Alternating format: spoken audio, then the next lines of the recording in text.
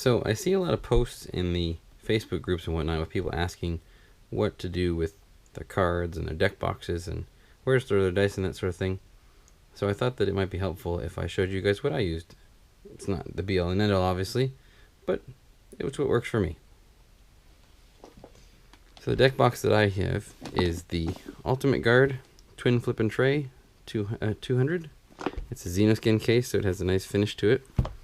It's got 3 magnetized doors here. Deck at the top, deck at the bottom, and this one here is for your tokens. So what I do is, normally it comes with little drawers that sit in here so that you can put your deck in and pull it out. But what I've done is something different. I took the drawer away.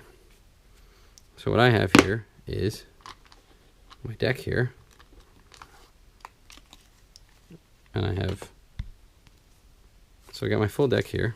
And then I either put my characters in these, or I just put one there for protection. And then I have my dice on the side.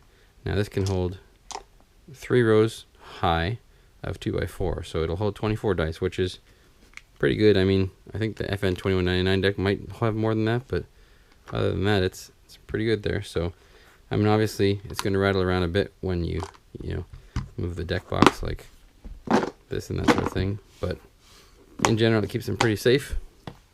And I have 2 of these deck boxes, one for my heroes and one for my villains, or one for myself and one for my friend that I build decks for. And they're $32 Canadian. So what's that, like $24 US kind of thing? Next, I have my Ultimate Guard Xenoskin Zip Folio.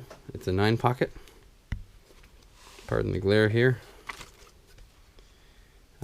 So it has pockets on both sides of the page that you can slap it in from the side so it doesn't fall at the top.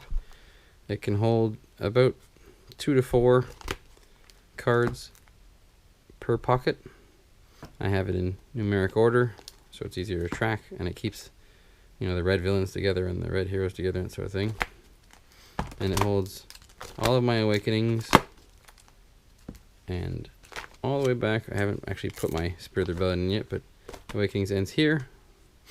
Of course, I had my page at the front for promos, and then Spirit of the Rebellion here, and by number, it makes it all the way to the second last slot. So this thing here fits in my binder. Sorry, fits in my backpack rather, and it holds both Awakenings and Spirit of the Rebellion, a complete set with 2 of every card and 4 of every neutral. And lastly here, we have my dice holder here. This is a Plano 9707 medium crank bait organizer. So it's made for fishing bait. It's got some solid clips here, as you can hear by the sound.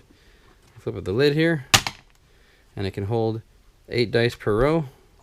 And there's 11 rows here. It's pretty easy to fit your finger in there. It also, I'll show you in a second, but the bottom's not flat because it's meant for holding those crankbaits, and so it's actually easy to get the dice out because you can just stick your finger right underneath. Bam, bam, bam, no problem. The only issue with it, of course, is that if you've got 4 dice in a row, when you pick it up and move it around, it's going to rattle around a bit. But I plan on using these for storing my dice at home, so it's not really an issue. And they are stackable, which I'll show you in just a second here. There's a groove in the top of them, so they sit on top of one another like so. They don't clip in or anything like that, but they sit nicely on a shelf together. And if you look at the view from the side here, let's see if we can see it there. You see how they have that angled thing there. That allows you to get your finger underneath the dice easily. Now, admittedly, I have little fingers, but maybe you'll find the same if you decide to go for this option as well. I picked this up at Bass Pro for 20 bucks Canadian. I've seen them on Amazon as well for about the same price. And I forgot to mention the binder was about $28 or $29 Canadian, so probably about $20 or $22 US. So that's my choice so far. Obviously, putting your dice in those battle foam containers that can hold your dice in the foam so that they don't rattle around, that sort of thing, regardless of whether there is a full row of them or not, is a pretty good choice as well.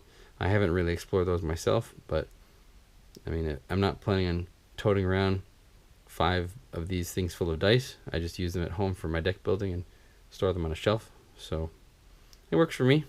So let me know what you think in the comments below.